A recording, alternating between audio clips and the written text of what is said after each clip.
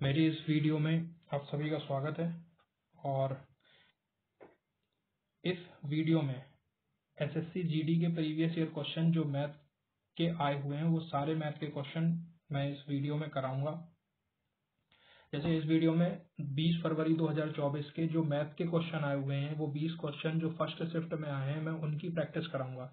तो ये videos continuous जो प्रीवियस ईयर सारी शिफ्ट हुई है, पिछले साल की जो सारी शिफ्ट हुई है, अब जो पेपर आने वाला है उससे पहले जो पेपर हो चुका है उसकी मैथ की जितनी भी क्वेश्चन कराए हैं, जितने भी क्वेश्चन आए हुए हैं वो सारे क्वेश्चन मैं कराऊंगा। तो अगर आपको मैथ की प्रैक्टिस करनी है, क्वेश्चंस की प्रैक्टिस करनी है तो मेरे इस चैनल से जुड़ जाइए और मैं इसमें शिफ्ट वाइज जितनी भी शिफ्ट हुई है उन सभी के मैथ के क्वेश्चंस की प्रैक्टिस कराऊंगा। ठीक है, तो एसएससी जीडी 2025 की आने वाली परीक्षा जो है उसके लिए आप सभी लोग तैयार रहिए, प्रैक्टिस करते रहिए। तो मैं वीडियो में आगे क्वेश्चंस की प्रैक्टिस करा रहा हूं तो आप देखेंगे। देखिए, पहला क्वेश्चन है नंबर 1, एक परीक्षा में उपस्थित होने वाले विद्यार्थियों की कुल संख्या में से 93% विद्यार्थी उत्तीर्ण हुए और 9275 विद्यार्थी अनुत्तीर्ण रहे। इसका मतलब यह है कि 93% जो है ना वो पास हुए हैं। क्या कह रहा है कि जो 93% है ना वो आपके क्या हुए हैं भाई, पास हुए हैं, और 7% जो है वो आपके क्या हो गए हैं, फेल हो गए। ठीक है, तो कोई चीज जब 100% होती है अपने आप में, कोई चीज अपने आप में 100% होती है, तो 100% बच्चों में से 93 पास हो गए और 7% क्या हो गए, फेल हो गए। तो 7% की जो है ना वो वैल्यू दे रखी है मुझे, 7% जो फेल हुए हैं उनकी वैल्यू दे रखी है 9275। ठीक है, अब 7 से काटूंगा, 7 एकम 7 हो गए, 2 बचा, 7 या 21, 1 बचा, 7 दूनी 14 और 7 पना 35, यानी 1% की जो वैल्यू निकली ना वो कितनी निकली, 1325। और हमें वैल्यू किसकी निकालनी है, हमसे क्वेश्चन में कह रहा है कि परीक्षा में उपस्थित होने वाले विद्यार्थियों की कुल संख्या बताइए। विद्यार्थियों की कुल संख्या यानी कि टोटल नंबर ऑफ स्टूडेंट पूछ रहा है। तो टोटल नंबर ऑफ स्टूडेंट कितने थे, 100%। टोटल नंबर ऑफ स्टूडेंट कितने थे, 100%। 1% की वैल्यू इतनी आ गई, तो 100% की जब वैल्यू निकाल लेंगे तो देखिए एक में 2 जीरो जोड़ देंगे, तो यहाँ पर देखिए 100% की वैल्यू 325 और 00, 2 जीरो लगा देंगे और यही इस सवाल का क्या हो जाएगा, आंसर हो जाएगा 1325 इस सवाल का, 500 इस सवाल का क्या होगा, आंसर हो जाएगा। चलिए अगला क्वेश्चन करते हैं। अगला क्वेश्चन सिंप्लीफिकेशन का, और सिंप्लीफिकेशन की हमें वैल्यू निकालनी है। देखिए हमें वैल्यू कैसे निकालनी है, पहले हम, आपको पता है बॉड मास के क्वेश्चन किस तरीके से चलते हैं, बॉड मास के क्वेश्चन चलते हैं ब्रैकेट्स में। ठीक है, तो ये वाले क्वेश्चन सॉल्व होते हैं बॉड मास से, मैं आपको बता दूं बॉड मास से सॉल्व होते हैं। अब यहाँ पर देखिए नंबर 1 का मतलब बी फॉर होता है ब्रैकेट, ओ फॉर होता है ऑफ, डी फॉर होता है डिवाइड, एम फॉर होता है मल्टीप्लीकेशन, ए फॉर होता है एडिशन, एस फॉर होता है सब्सट्रैक्शन। ठीक है, तो यहाँ पर ब्रैकेट सॉल्व करते हैं। ओ फॉर होता है ऑफ और इस ऑफ का मतलब होता है मल्टीप्लीकेशन, डी फॉर मतलब होता है डिवाइड, एम फॉर हो गया मल्टीप्लीकेशन, ए फॉर होता है एडिशन और एस फॉर होता है सब्सट्रैक्शन। अब जैसे ये क्वेश्चन दिए हुए हैं, लेकिन क्वेश्चन सॉल्व कराने से पहले मैं ब्रैकेट को बता दूं किस तरीके से सॉल्व होते हैं। सबसे पहले आपका ये लाइन ब्रैकेट सॉल्व होता है, उसके बाद ये ब्रैकेट सॉल्व होता है, फिर आपका ये वाला ब्रैकेट सॉल्व होता है, उसके बाद ये वाला ब्रैकेट सॉल्व होता है सबसे आखिरी में। ठीक है, तो ये तरीका है कि ब्रैकेट जब सॉल्व होंगे तो सबसे पहले लाइन, फिर ये फिर ये फिर ये, इस तरीके से। और जब कैलकुलेशन की बात होगी तो सबसे पहले ऑफ सॉल्व होता है, देन उसके बाद डिवाइड, उसके बाद मल्टीप्लीकेशन, फिर एडिशन और फिर माइनस। अब इस क्वेश्चन को देखते हैं, यहां पर लिखा हुआ है 96। सबसे पहले हम इस वाले ब्रैकेट को सॉल्व करेंगे, इस वाले ब्रैकेट को। यहां क्या लिखा हुआ है, 96 ऑफ 2 डिवाइडेड बाय 24। सबसे पहले इतनी चीज को सॉल्व करेंगे। तो देखिए मैंने क्या बताया, पहले होता है ब्रैकेट, ब्रैकेट के बाद आता है ओ, तो ऑफ को सॉल्व करेंगे तो 96 मल्टीप्लाइड बाई 2। ठीक है, फिर इस डिवाइड को सॉल्व करना होता है। ठीक है, क्योंकि ओ के बाद क्या आता है, डी आता है। तो जब डिवाइड को सॉल्व करना होता है, मैं एक चीज बता दूं कि अगर कोई संख्या ऐसी लिखी हुई है x डिवाइडेड बाय y, तो इसका मतलब होता है एक्स वाई बटे वाई। ठीक है, अगर मैंने कोई संख्या लिख दी 4 डिवाइड बाय 2, तो इसका मतलब होता है 4 बटे 2, या फिर इसको मैं ऐसे भी लिख सकता हूं 4 मल्टीप्लाइड बाई 1/2। ठीक, तो इसी तरह मैं इस 24 को क्या लिख दूंगा, मल्टीप्लाई 1/24। अब देखिए 24 से अगर मैं इसको काट दूंगा तो 4 बार चला जाएगा, 4 का मल्टीप्लाई 2 में करा दूंगा तो 8 आ जाएगा। तो इसका मतलब इस पे पूरी वैल्यू कितनी आ गई, ये जो पूरी वैल्यू कितनी आ गई वो 8 आ गई। ठीक है, पूरी वैल्यू कितनी आ गई, 8 आ गई। इसके बाद अब मैं इसको सॉल्व करूंगा, तो इसको जब सोल्व करूंगा तो ये लिख के आएगा 36 ऑफ की जगह मल्टीप्लीकेशन 4, और ये देखिए आगे लगा हुआ है डिवाइड, और आगे की वैल्यू कितनी आई, 8 आई, आई की वैल्यू 8 आई। तो मैं इसको लिखूंगा 36 इंटू में 4 डिवाइड मल्टीप्लाइड बाई 1/8। ठीक है, अब 8 से अगर मैं इसको काटूंगा 4, 4 दूनी हो गया 8, 2 से काट दिया तो ये आ गया आपका 18। कितना आ गया, 18। तो आगे जो वैल्यू ली हुई है वो है 41 मल्टीप्लाई बाई 18। ठीक है, 41 मल्टीप्लाइड बाई 18। अब देखिए इस क्वेश्चन में एक चीज समझने वाली ये है, वैसे तो मैं डायरेक्ट कर दूंगा, 18 1 जा 18, मतलब 18 एकम 18, हासिल आई 1, 18 चौक कितना होता है, 18 चौक 72, 72 और एक कितना हो गया 73, सॉरी एक क्या हो गया इसे, 72 और एक 73। ठीक है, ये आ गया। लेकिन हमें यहाँ पर पहचानना ये था, ये देखिए यहाँ 8 लिखा हुआ है और यहाँ 1 लिखा हुआ है, अगर मैं 8 का 1 में मल्टीप्लाई करता तो मेरी यूनिट डिजिट क्या आती, यूनिट डिजिट मेरी 8 आती। और क्वेश्चन में देखिए केवल एक ही जगह 8 यूनिट डिजिट है, तो हम डायरेक्ट इस पर आंसर कर देते और हमारा ये आंसर निकल गया था 738। एक बार मैं फिर से इस क्वेश्चन को बता देता हूँ।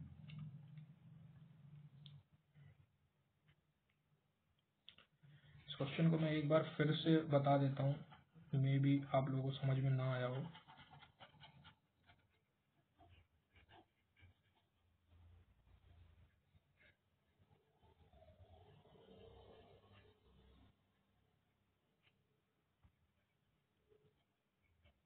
देखिए हमारा क्वेश्चन हमारे सामने दिया हुआ है, क्वेश्चन इस तरीके से लिखा था, ब्रैकेट 41 मल्टीप्लाइड बाई ये हो गया 36, ये हो गया ऑफ, ये हो गया डिवाइड, ये हो गया 96 ऑफ 2 डिवाइडेड बाई 24, और इसके बाद ये वाला ब्रैकेट एंड देन ये वाला ब्रैकेट।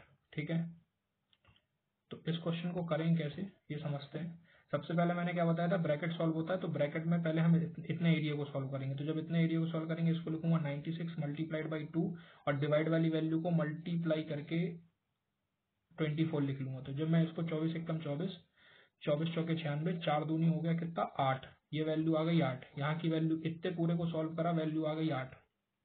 अब यहाँ पर देखिए डिवाइड लगा हुआ है, तो अब मेरे को इसको सॉल्व करना है। तो जब इसको सॉल्व करूंगा तो ये हो जाएगा 36 मल्टीप्लाइड बाई, यहाँ पर एक वैल्यू थी, सॉरी यहाँ पर एक मैंने वैल्यू नहीं लिखी, 4 देख लेना आप, 36 इंटू 4 और डिवाइड को लिख लूंगा मल्टीप्लाइड बाई 8। तो 8 से काटूंगा, सॉरी 4 एकम 4, 4 दूनी कितना हो गया 8, 2 से इसको काट दूंगा तो 18 बार चला जाएगा। तो अब मुझे सॉल्व करना है 41 इंटू 18। देखिए इसको सॉल्व करने की जरूरत नहीं है, आप डायरेक्ट यूनिट डिजिट चेक कर लो, यहाँ देखो 6 है, यहाँ 9 है, यहाँ 8 है, यहाँ 7 है। तो आप जैसे ही 8 का मल्टीप्लाई 1 में कराओगे तो यूनिट डिजिट 8 निकल के आएगी, इसलिए ये वाला आंसर सही हो जाएगा। ठीक है, और अगर आप मल्टीप्लाई करोगे तो 18 एकम 18 की 8 हासिल आएगी, 18 चौक हो गया 72, 72 और एक हो गया 73, 300, अरे क्या हो गया,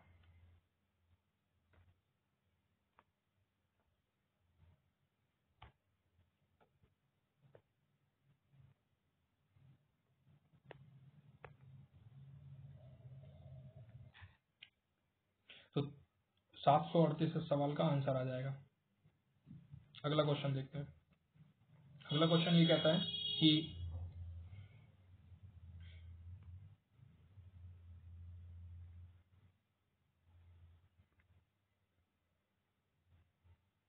मैं इसको बड़ा कर देता हूँ थोड़ा सा स्क्रीन पे।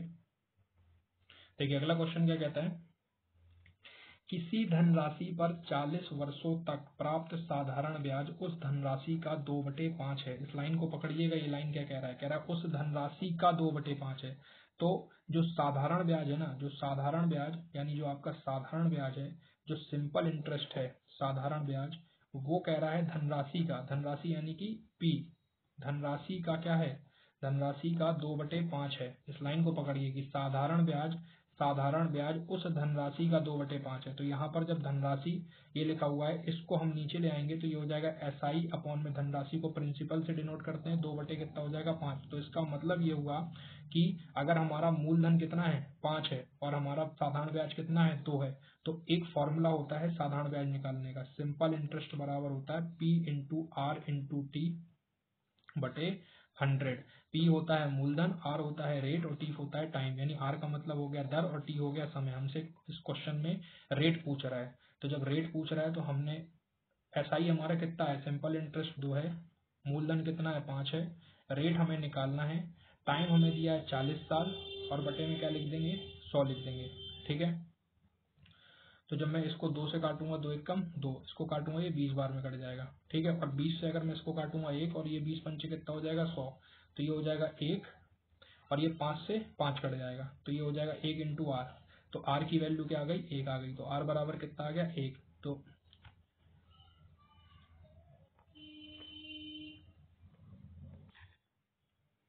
तो आर बराबर कितना आ गया 1 आ गया, तो आर का मान कितना हो गया 1%। ये हमारे सवाल का आंसर निकला है, आर बराबर कितना हो गया 1%।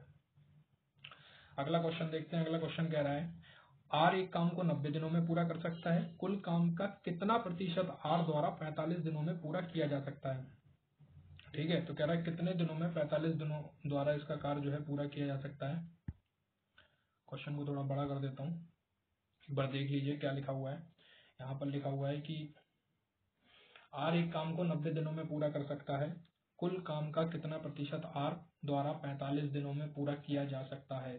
थोड़ा सा दिमाग लगाएंगे इस क्वेश्चन में, इसको सॉल्व करने की जरूरत नहीं है, ये ऐसे ही हो जाएगा कि कोई काम अपने आप में क्या होता है 100% होता है, कोई भी काम अपने आप में 100% होता है। ठीक है, तो आप एक बात बताइए, जब आर पूरे काम को कितने दिन में कर रहा है 90 दिन में कर रहा है, पूरे काम को कितने दिन में कर रहा है 90 दिन में कर रहा है। अब हमसे क्वेश्चन में कह रहा है कि आर जब 45 दिन काम करेगा, 45 दिन, तो आर कितना काम कर लेगा। तो आप ये देख रहे हो ये 90 है, 90 का आधा कितना हो गया 45 दिन, तो ये 100% है, तो 100% का आधा कितना हो जाएगा 50%। तो इसको डायरेक्ट इस सवाल का आंसर कर देते हैं आप 50%, कि आर अगर पूरा काम 90 दिन में कर रहा है तो आर 45 दिनों में 50% काम कर पाएगा। ठीक है, ये तो हो गया इसको मतलब अब स्पीड में करने को। अगर मैं इसको बेसिक से कराऊं तो बेसिक से कैसे करेंगे, देखिए इस क्वेश्चन को बेसिक से कैसे करेंगे, बेसिक से ऐसे करेंगे कि अगर मैं ये कह दूं कि आर की क्षमता जो है ना, आर की एक क्षमता है, आर की अपनी क्षमता है, और आर की क्षमता क्या है, आर डेली एक काम करता है, आर डेली क्या करता है एक काम करता है। ठीक है, आर की क्षमता ये है कि आर डेली एक काम करता है, और काम को मैंने यूनिट में ले लिया, कहते भाई 1 यूनिट काम करता है आर। तो आर ने 90 दिन काम किया, आर ने कितने दिन काम किया 90 दिन काम किया। तो आर जब डेली 1 यूनिट काम करेगा और आर 90 दिन तक काम करेगा, तो टोटल आर कितना काम कर लेगा 90 यूनिट काम कर लेगा। तो हम ये कह सकते हैं कि टोटल वर्क जो है वो 90 यूनिट हो गया। इसके बाद आर ने काम कितने दिन करा 45 दिन, तो जब वो एक दिन में 1 यूनिट काम कर रहा है तो 45 दिन में कितना काम करेगा 45 यूनिट काम करेगा, 45 यूनिट काम करेगा। तो हमसे प्रतिशत पूछ रहा है, प्रतिशत यानी कि भाई उसने 45 यूनिट काम किया, टोटल काम था 90 यूनिट, तो हमसे पूछ रहा था कि जितना उसने काम कर लिया 45 दिनों में वो पूरे काम का कितना प्रतिशत है। ठीक है, तो 45 से कम 45, 45 दूना 90 और 2 से इसको काट दोगे तो आ जाएगा 50, यानी 50%। ठीक है, तो 50% इस सवाल का आंसर हो जाएगा। अगला क्वेश्चन, एक विद्यार्थी ने एक परीक्षा में 75% अंक प्राप्त किए और उसे 60% अंक प्राप्त करने वाले दूसरे विद्यार्थी के अंक से 30 अंक अधिक प्राप्त हुए। अब देखिए, जैसे 2 लोग हैं, ठीक है 2 लोग हैं, 2 लोग हैं, एक को मिलना है 75% मार्क्स, ठीक है, और एक को मिलना है 60% अंक, एक को मिलना है 60% अंक। समझना मेरी बात, एक विद्यार्थी ने एक परीक्षा में 75% अंक प्राप्त किए और उसे 60% अंक प्राप्त करने वाले दूसरे विद्यार्थी के अंक से 30 अंक अधिक मिले। इसका मतलब यह है कि जिस व्यक्ति को 75% नंबर मिले हैं उस व्यक्ति को 60% प्राप्त करने वाले व्यक्ति से 30 नंबर अधिक मिले हैं, यानी कि अब ये वैल्यू आपस में बराबर हो जाएगी। 75% जिसको मिला है 60% और उसमें 30 नंबर ज्यादा, तो 75% ये हो गया, 60% को उधर लाएंगे माइनस का 60% बराबर हो गया 30। तो जब मैं 75 में से 60 घटाऊंगा तो आएगा 15%, 15% की वैल्यू हो गई 30। तो 1% की वैल्यू क्या निकलेगी, 1% की वैल्यू आपकी निकलेगी 2। ठीक है, और मुझे क्या कह रहा है परीक्षा के अधिकतम अंक ज्ञात करिए। तो किसी भी परीक्षा के जो मैक्सिमम मार्क्स होते हैं वो होते हैं 100%। किसी भी परीक्षा के जो मैक्सिमम मार्क्स होते हैं वो होते हैं 100%। तो 1% की वैल्यू अगर 2 है तो 100% की वैल्यू क्या निकलेगी, 200 निकल के आएगी। कितनी निकल के आएगी, 200। तो ये इस सवाल का आंसर हो जाएगा। क्योंकि देखो 1% कितना हो गया, 2 हो गया। 10% कितना हो जाएगा, 10% 20 हो जाएगा। सॉरी, 1% कितना हो गया, 2 हो गया। 10% कितना हो जाएगा, 20 हो जाएगा। तो 100% कितना हो जाएगा, 200 हो जाएगा। तो 200 इस सवाल का सही आंसर है। अगला क्वेश्चन कहता है चक्रवृद्धि ब्याज जो कि वार्षिक रूप से संयोजित हो रही है। चक्रवृद्धि ब्याज, एक मिनट में क्वेश्चन को आपके बड़ा कर देता हूं।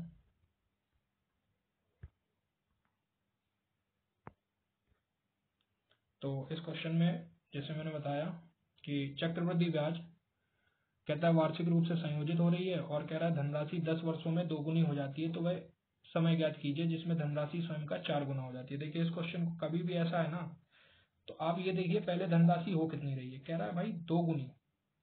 दोगुनी जो हो रहा है ना, दोगुनी वो हो रहा है आपका 10 साल में। तो दोगुनी को मैं क्या लिख सकता हूँ, ऐसे लिख सकता हूँ, 2 गुना हो रहा है 10 साल में, यानी 2 की पावर 1 कितने साल में हो रहा है, 10 साल में। तो मुझे कह रहा है 4 गुना चाहिए। तो 4 गुने का मतलब 4 गुना कितना चाहिए, 4 गुना। तो 4 गुने का मतलब हो सकता है, मैं इसको ऐसे भी तो लिख सकता हूँ, 2 की पावर 2। भाई 1 गुना ये हो गया, ठीक है। और 4 गुने का मतलब ये हो गया, 2 गुना का मतलब ये हो गया, 4 गुने का मतलब ये हो गया। तो 4 को मैं ये तो लिख सकता हूँ 2 की पावर 2, और इसको मैं लिख सकता हूँ 2 की पावर 1।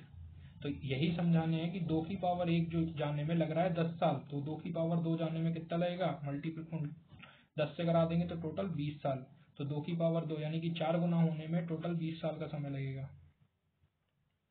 अगला क्वेश्चन आओ।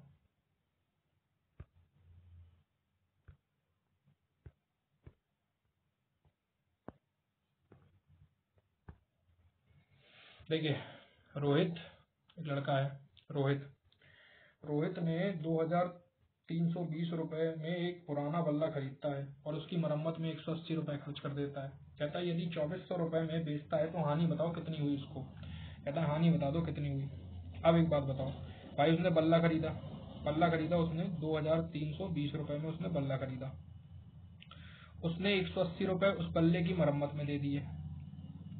तो ये कितना हो गया, 8 10 3 और 1 4 और 1 5, ये हो गया टोटल 2500 रुपए। तो भाई उसने 2500 रुपए लगा दिए।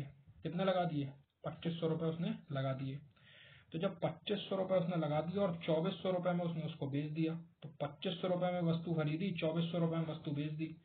तो इसका कॉस्ट प्राइस यानी सीपी जो होगा वो हो गया 2500। ठीक है, और इसका जो एसपी हो गया वो कितना हो गया, 2400। तो इसका रेशियो निकाल लो, 2 जीरो से 2 जीरो काट दो। ठीक है, 25 रुपए की वस्तु 24 रुपए में बेच दी, उसने 1 का लॉस ले लिया। क्या कर लिया, 1 का लॉस ले लिया। तो भाई उसने 1 का जो लॉस लिया ना वो 25 पे लिया, तो 100 पे कितना लिया। तो 1/25 कितना होता है, 4%। या फिर ऐसे काट लो, 25 चौके 100, 4 का 1 में मल्टीप्लाई कर दो, 4% की उसको हानि हो गई। ठीक, अगला क्वेश्चन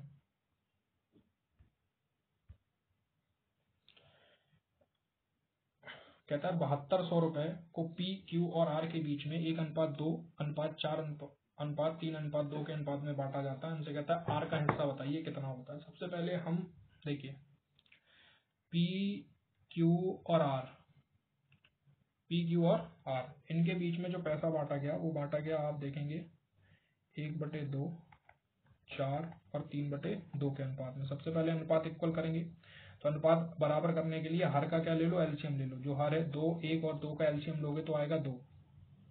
तो जब एलसीएम लोगे तो 2 से कर दोगे यहाँ मल्टीप्लाई, सब जगह 2 से कर दोगे मल्टीप्लाई, तो ये कट जाएगा। तो यहाँ आ जाएगा 1, यहाँ आ जाएगा 8 और यहाँ आ जाएगा 3।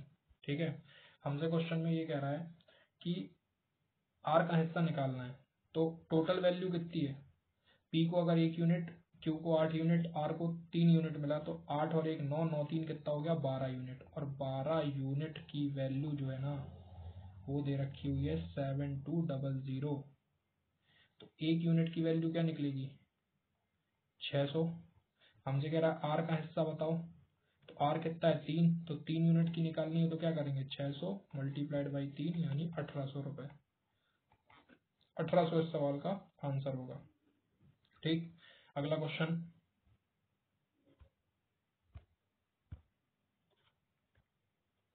अगला क्वेश्चन कह रहा है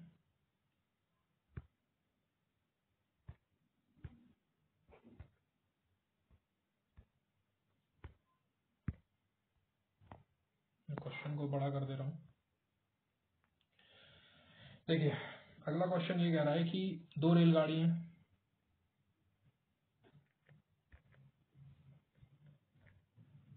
दो रेलगाड़ी समान चाल से विपरीत दिशा में चल रही हैं। देखिए ट्रेन दो तरीके से चलती है, कोई भी दो तरीके से चलता है। एक चलता है आपका इस तरीके से, ये होती है सेम डायरेक्शन, और ये होती है रिवर्स डायरेक्शन, यानी एक चीज यहाँ चल रही है और एक चीज यहाँ चल रही है। तो इसको कहते हैं, हमें यहाँ से निकालनी होती है सापेक्ष चाल। क्या निकालनी होती है? सापेक्ष चाल। अगर कोई ट्रेन एक सेम डायरेक्शन में चल रही है तो सापेक्ष चाल में एक S1 की स्पीड से इधर जा रही है और दूसरी S2 की स्पीड से इधर जा रही है।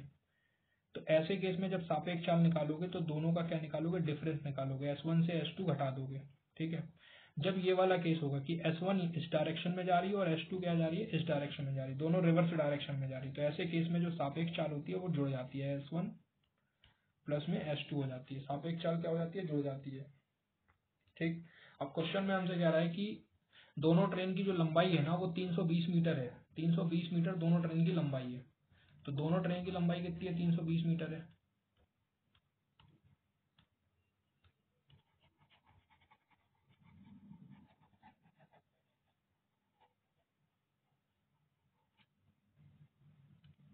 दोनों ट्रेन की लंबाई 320 मीटर है, तो हमें क्या निकालना है? हमें चाल निकालना है। तो चाल बराबर क्या होता है? चाल बराबर होता है दूरी बटे समय। तो एक की चाल है S1 और दूसरे की चाल क्या है? S2, लेकिन दोनों चालें आपस में बराबर हैं, तो तुम इसकी भी x मान लो और इसकी भी x मान लो, तो ये हो जाएगा x और x कितना हो जाएगा? 2x हो जाएगा। ठीक है, ये किलोमीटर प्रति घंटा में, इसको मीटर प्रति सेकंड में चेंज करने के लिए 5/18 का गुणा करेंगे।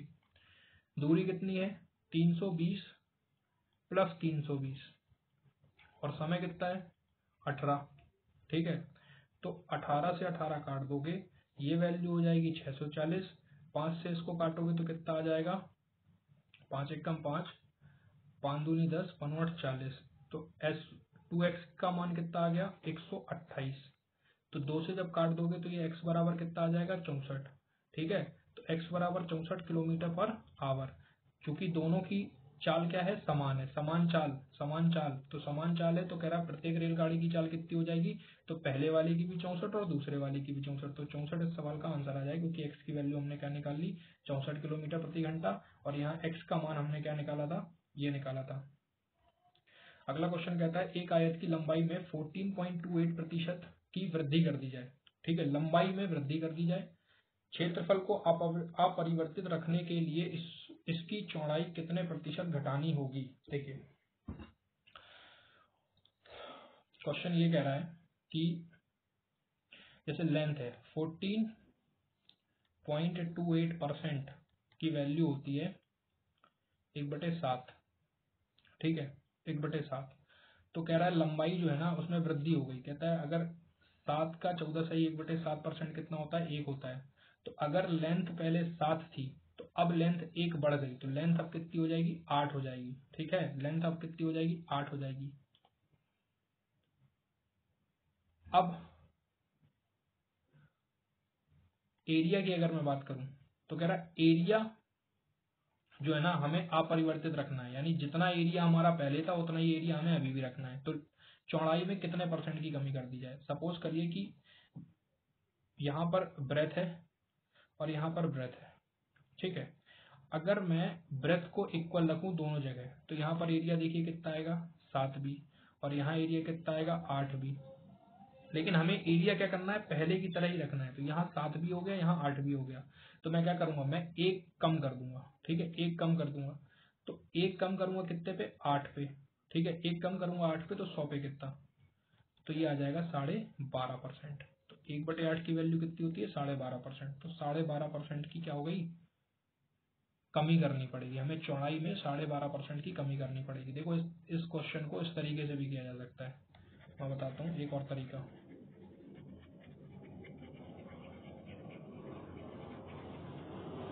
देखो इस क्वेश्चन को ऐसे भी किया जा सकता है। कभी भी ऐसा क्वेश्चन है ना कि जहां पर वो ये कह दे कि लंबाई बढ़ा दी जाए या लंबाई घटा दी जाए लेकिन क्षेत्रफल जो है वो अपरिवर्तित रहे, तो इसको ऐसे करो। देखो 14.28% की फ्रैक्शन होती है 1/7 और ये इंक्रीज हो रही है। क्या हो रही है? इंक्रीज हो रही है। तो हमें क्षेत्रफल अपरिवर्तित रखना है। क्षेत्रफल अपरिवर्तित रखने के लिए ऊपर की जो वैल्यू है ना उसको मत छेड़ो, ऊपर की वैल्यू मत छोड़ो। यहाँ पर देखो इंक्रीज हुई है तो अगली बार क्या होगी? डिक्रीज होगी, ये तो पता ही चल गया। यहाँ इंक्रीज हो रही है तो यहाँ घटेगी। 7 ऊपर वाली संख्या को वैसी रखो और 1 में 7 जोड़ दोगे तो हो जाएगा 8 और हमें डिक्रीज करना है यहाँ। और 1/8 की वैल्यू कितनी होती है? 12.5% होती है। 1/8 की वैल्यू कितनी होती है? 12.5% होती है।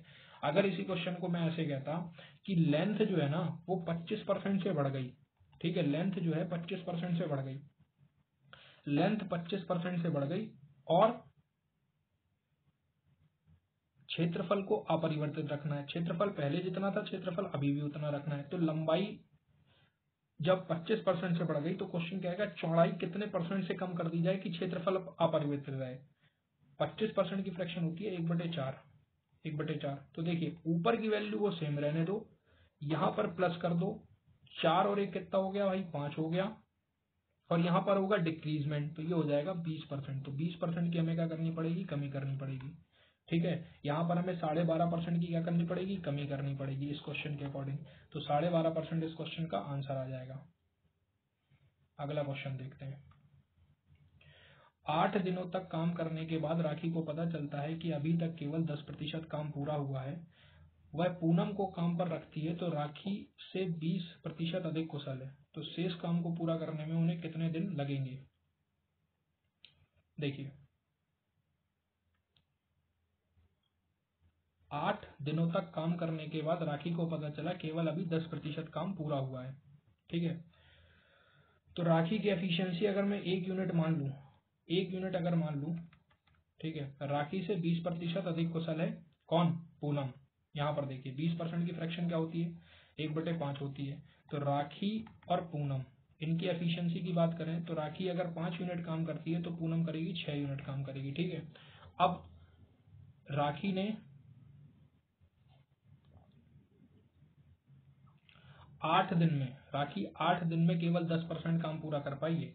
तो आप एक बात आइए कि 10% काम अगर 8 दिन में पूरा होता है, अगर राखी अकेले करेगी 10% काम अगर राखी 8 दिन में करेगी तो राखी 100% काम कितने दिन में करेगी? 80 दिन में करेगी। 80 दिन में करेगी कि नहीं करेगी? ठीक है, तो क्वेश्चन कह रहा है कि सेम कार्य को पूरा करने में उन्हें कितना दिन लगेंगे? शेष कार्य को पूरा करने में उन्हें कितना दिन लगेंगे? तो एक बात बताइए कि टोटल काम हमारा 80 यूनिट है। ठीक है, 80 यूनिट में से 8 यूनिट काम जो है और राखी की एफिशिएंसी कितनी है? 5 यूनिट पर डे। ठीक है, तो राखी की एफिशिएंसी 5 यूनिट पर डे है।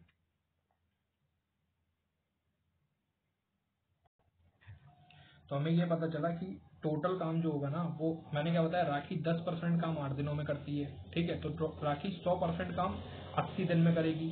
तो राखी की क्षमता कितनी है? राखी पर डे 5 यूनिट काम करती है। तो 5 यूनिट काम अगर राखी डेली करती है तो राखी 80 दिन तक काम करे अगर, तो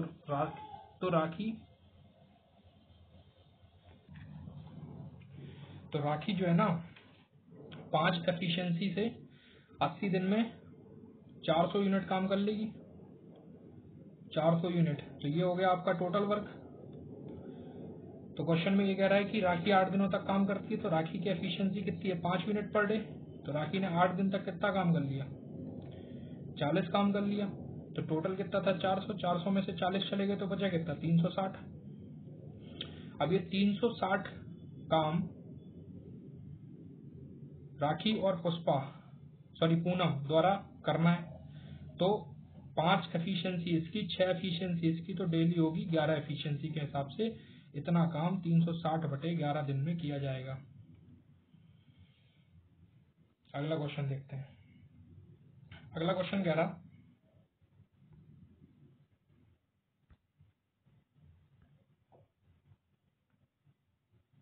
देखिए अगला क्वेश्चन क्या कह रहा, ए और बी दोनों 500 रुपए प्रति घड़ी की दर से अपनी घड़ियां बेचते हैं। ठीक है, ए और बी दोनों 5000 रुपए प्रति घड़ी की दर से अपनी घड़ियां बेचते हैं। 25% का लाभ अर्जित करना है, जबकि बी को 10% की हानि होती है और ए को 25% का लाभ होता है। ए और बी का सी बी बताइए, यानी क्रय मूल्य बताइए। देखिए, ये एक्चुअल वैल्यू लेने की कोई जरूरत नहीं है, हमसे अनुपात पूछा है, और जब भी अनुपात पूछा जाए, परसेंटेज पूछा जाए, तो एक्चुअल वैल्यू लेने की कोई जरूरत नहीं है। क्वेश्चन में क्या कह रहा है कि ए को 25% का लाभ होता है, तो ए को क्या होता है भाई 25% का लाभ। 25% की फ्रैक्शन क्या होती है, 1/4 होती है। तो ए अगर कोई वस्तु 4 रुपए में खरीदता है तो ए बेचेगा कितने, 1 रुपए का लाभ लेके ए 5 रुपए में बेच देगा। तो सेलिंग प्राइस ऑफ ए के लिए कितना हो जाएगा, 5 रुपए। इसी तरह बी क्या करता है, बी को 10% की हानि होती है, तो 10% की फ्रैक्शन कितनी होती है, 1/10 होती है।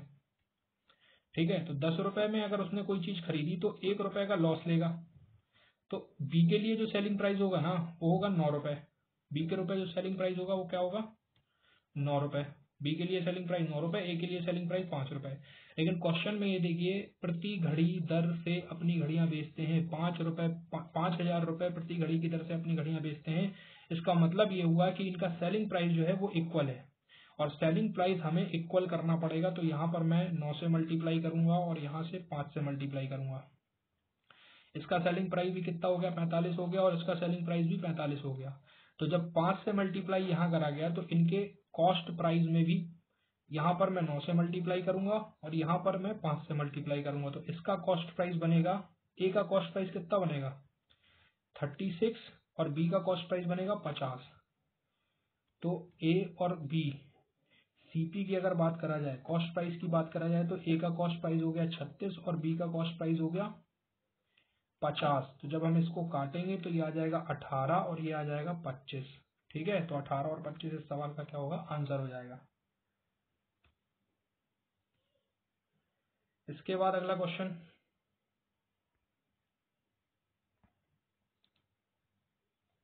देखिए इस क्वेश्चन को करते हैं। यहाँ पर लिखा हुआ है कि एक कुर्सी का अंकित मूल्य 2000 रुपए है।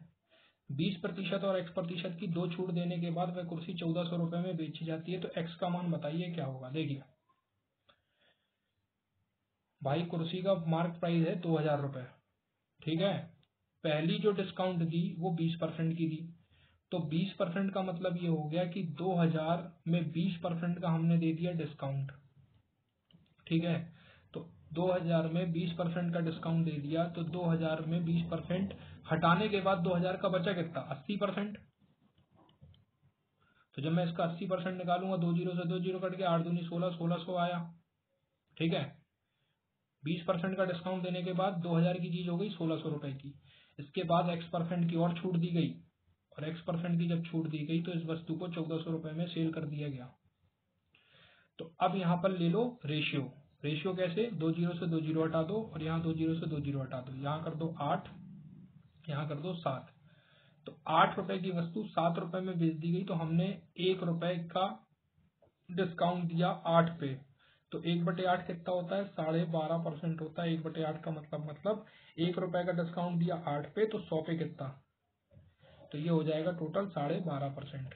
ठीक है, तो 12.5% एक्स की वैल्यू निकल के आएगी। अगला क्वेश्चन कहता है कि एक क्रिकेट की टीम में,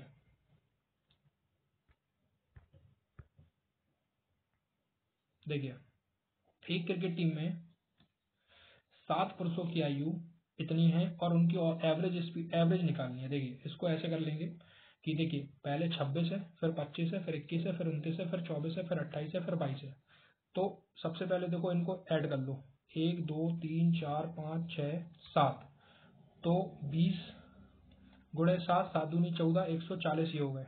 ठीक है, इसके बाद कितना बचा, 6, 6 5 11, 11 और 1 12, 12 और 9 कितने हो गए, 21, 21 4 25, 25 और 8 कितने हो गए, 33, 33 और 2 हो गए 35। तो 140 ये, 35 ये, इनको जोड़ो, 5 4 3 7, तो ये 175। ठीक है, टोटल कितने हैं, 7 लोग। तो ये 7 से डिवाइड कर देंगे तो इसका एवरेज निकल के आएगा 25, क्योंकि एवरेज का सूत्र होता है क्या होता है कि एवरेज बराबर होगा मानों का, दिए गए मानों की वैल्यू और मानों की संख्या, मानों का योग, मानों का योग बटे मानों की संख्या। ठीक है, तो मानों का योग जब निकालेंगे तो 175 आ जाएगा और वैल्यू कितनी है 7 पुरुष, तो कितनी वैल्यू है 7, और 7 से जब हम भाग देंगे तो ये आ जाएगा 25। ठीक है, तो 25 इसका एवरेज निकल के आएगा। इसके बाद अगला क्वेश्चन कह रहा है, देखिए ये कैलकुलेशन का क्वेश्चन है, सिंप्लीफिकेशन का क्वेश्चन है।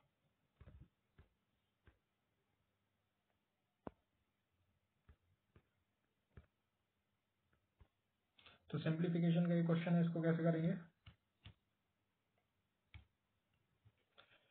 तो बहुत सरल सा क्वेश्चन है। देखिए 5 का 5 में मल्टीप्लाई कराएंगे तो कितना हो जाएगा 25 हो जाएगा, यहाँ पर मल्टीप्लीकेशन है। इसको यहाँ से डिवाइड कराएंगे तो कितना हो जाएगा 22 हो जाएगा, आगे मल्टीप्लीकेशन है। और 33 में 7 जोड़ेंगे तो हो जाएगा 40, 33 में 7 जोड़ेंगे तो कितना हो जाएगा 40 हो जाएगा। देखिए तो ये वैल्यू निकल के आई 40 मल्टीप्लाइड बाई 22 मल्टीप्लाइड बाई 25। ठीक है,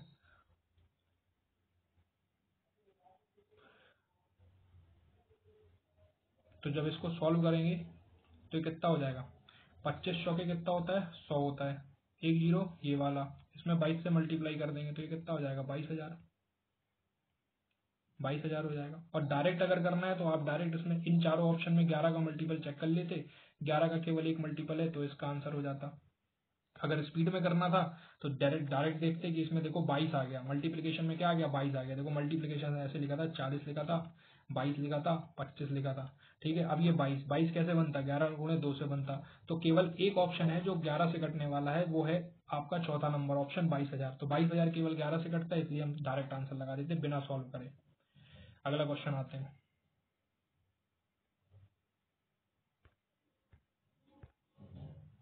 देखिए इस क्वेश्चन में कह रहा है कि एक वर्ष में सपना का औसत मासिक व्यय, मासिक व्यय का मतलब होता है खर्च करती है, 3 महीने में कितना खर्च करती है। देखिए सपना भाई 3 महीने में खर्च करती है 1100, तो 3 महीने में उसने टोटल कितना खर्च कर दिया 3300 खर्च कर दिया। फिर अगले 5 महीने में सपना 1000 खर्च करती है, तो सपना ने भाई 5000 खर्च कर दिए। फिर अगले 4 महीने में वो 1200 रुपये खर्च करती है, तो टोटल कितने खर्च कर दिए 4800 खर्च कर दिए। ठीक है, और उसकी बचत कितने की है 1300 रुपये की उसकी बचत है। क्या है भाई 1300 रुपये की उसकी बचत है। तो ये जीरो ये जीरो, तो ये कितना हो जाएगा 8 6 14, एक हासिल, 3 और 1 4, 4 5 9, 9 4 13, 13 और 1 14। तो टोटल जो इसका बना, टोटल में क्या क्या शामिल है देख लो भाई, टोटल में उसका एक्सपेंस भी शामिल है, टोटल में उसकी सेविंग भी शामिल है। ठीक है, और हमें पता है कि एक्सपेंस प्लस सेविंग जो होती है वो होती है हमारी इनकम, कि जितना हमने खर्च करा और जितना हमने बचाया वो होती है हमारी इनकम। तो टोटल इनकम कितनी हो गई 14,400 रुपये। ठीक है, और हमसे मासिक पूछी जा रही है, तो 12 से डिवाइड कर देंगे, 12 से डिवाइड कर देंगे तो ये निकल के आएगी 1200 रुपये। ठीक, तो 1200 रुपये इस सवाल का आंसर हो जाएगा। अगला क्वेश्चन में रेशियो पूछ रहा है, कभी भी याद रखिएगा रेशियो से अगर रेशियो पूछे तो कैसे निकालेंगे। रेशियो से अगर रेशियो पूछे तो m की वैल्यू 9 दी हुई है और n की वैल्यू 6 दी हुई है, डायरेक्ट वैल्यू रखनी है। यहाँ पर लिखा हुआ है m प्लस एन और यहाँ लिखा हुआ है m माइनस में n। तो m प्लस एन का मतलब हो गया 9 प्लस में 6, 9 6 कितना होता है भाई 15 होता है, और 9 में से 6 गए तो बचा कितना 3 होता है। ठीक है, तो 3 से इसको काट दोगे तो 5:1 इस सवाल का आंसर निकल के आएगा, दूसरा नंबर इसका सही आंसर हो जाएगा। अगला क्वेश्चन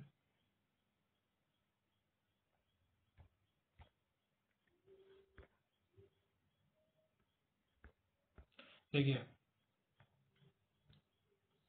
तो इसको कैसे करेंगे। यहाँ पर लिखा हुआ है कि किसी वस्तु का विक्रय मूल्य 5175 रुपीज है और उस पर 25% की छूट दी जाती है, तो वस्तु का मार्क प्राइस बताइए कितना हो जाएगा। 25% की छूट दे दी गई, फिर उसको बेच दिया गया। लेट्स सी कि हमारा मार्क प्राइस है एम, किसी वस्तु का मार्क प्राइस एम है, इस पर हमने 25% की छूट दे दी। तो भाई जब 25% की मैं इसमें छूट दे दूंगा तो मेरे पास बची कितनी वैल्यू 75%। तो एम का 75% ही तो ये है 75। तो अगर मैं इसको काटूंगा, अगर मैं सपोज करिए कि इसको मैंने 25 से काटा तो 25 किया कितना हो गया 75, 25 दूना 50 एक। ठीक है, 1 मिनट, 25 दूना 50, 1 बचा 0,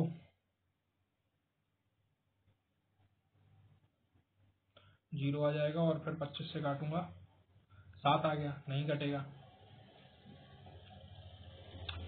1 मिनट रुकिए जरा, क्या था कि मार्क प्राइस है, मार्क प्राइस में 25% का डिस्काउंट दे दिया, यानी कि ये 75%, ये 100 हो गया और यहाँ पर हो गया 575। मैं 5 से काटूंगा तो ये 15 बार में कट जाएगा और 5 से काटूंगा 1 बार में, फिर 0 और 5 की 15 हो गया, 2 5 25 हो गया। और अगर मैं इसको 15 से काटूंगा तो 15 से अगर काटूं तो 15 छक्का 90, 15 छक्का कितना हो गया 90 हो गया, 15 छक्का 90 कितना बचा 13, और 15 नंबर कितना होता है 135 हो गया। तो m बराबर हो जाएगा 69 और ये 100 का मल्टीप्लाई हो जाएगा तो ये हो जाएगा, तो मार्क प्राइस की वैल्यू जो निकल के आएगी वो आएगी 6900। अगला क्वेश्चन देखते हैं। इस क्वेश्चन को देखिए, क्वेश्चन में ये कह रहा है कि 44 आम, 121 केले और 11 सेब हैं। उन्हें कई पंक्तियों में इस प्रकार व्यवस्थित करना है कि प्रत्येक पंक्ति में समान संख्या में फल हो और प्रत्येक पंक्ति में एक प्रकार का फल हो, तो पंक्तियों की न्यूनतम संख्या कितनी होगी। देखो ऐसे सवाल को कैसे करते हैं, सबसे पहले तो टोटल फल ऐड करो, कितने हो गए 44, 121 और 11। तो फलों की संख्या कितनी हुई, 4 और 1 5 और 1 6 और 2 और 1 3 4 7, 176। तो फल टोटल कितने हो गया 176। अब देखिए 44, 121 और 11, ठीक है, इसका ले लो HCF, highest common factor, HCF इसका आएगा 11। तो 176 को जब 11 से डिवाइड करोगे तो ये वैल्यू आएगी 16। तो इस सवाल का आंसर होगा 16। ठीक है, तो न्यूनतम पंक्तियों की संख्या जब पूछे तो पहले पेड़ों की संख्या, टोटल पेड़ यानी टोटल ट्री कितने हैं ये निकालो और टोटल ट्री को डिवाइड कर दो HCF से। ठीक है, इन तीनों संख्याओं का HCF कितना हो गया 11, 11 से डिवाइड करोगे तो 16 इस सवाल का आंसर हो जाएगा। ठीक, इसके बाद एक क्वेश्चन और है, 20वां क्वेश्चन है, और 20 वाले क्वेश्चन में क्या दिया गया है देखते हैं। ये भी एक कैलकुलेशन का क्वेश्चन है, बहुत सरल सा। देखिए इसको कैसे सॉल्व करना है, तो सबसे पहले इस ब्रैकेट को सॉल्व करूंगा मैं, और ब्रैकेट में मैं सबसे पहले इस वैल्यू को सॉल्व करूंगा। तो 24 से अगर मैं इसको काटूंगा कितनी बार में कट जाएगा, 24 दिया 72, 24 दिया 72, 3 से इसका मल्टीप्लाई कर दूंगा, 175 मल्टीप्लाइड बाई 3 मल्टीप्लाइड बाई 20। ठीक है, तो 175 का 2 में मल्टीप्लाई करूंगा तो कितना होता है, 175 का 2 में मल्टीप्लाई करना है तो 75 दूना कितना हो गया 150 और ये 100 हो गया, तो ये कितना हो जाएगा 250। या फिर ऐसे कर लो, 5 15, 1 3 7 21 और 1 22, हासिल 2, 3 1 कम 3 2 5, 525 ये हो गया, और इसमें मल्टीप्लाई करना है 20 का। तो 525 में मल्टीप्लाई करूंगा तो 5 25 की सॉरी 2 पंचे 10 की 0, हासिल 2 दूनी 4 और 1 5, 2 पंचे 10, तो ये कितना हो गया, इतना हो गया 10,500। ठीक है, और डिवाइड लगा हुआ है यहाँ पर 20 का। तो जब मैं 10500 को 20 से डिवाइड करूंगा तो 1 0 से 0 कट गया, 2 से इसको काटूंगा 2 पंचे 10 और 2 दूनी 4। 1 मिनट, गलत कहाँ हो रहा है ये,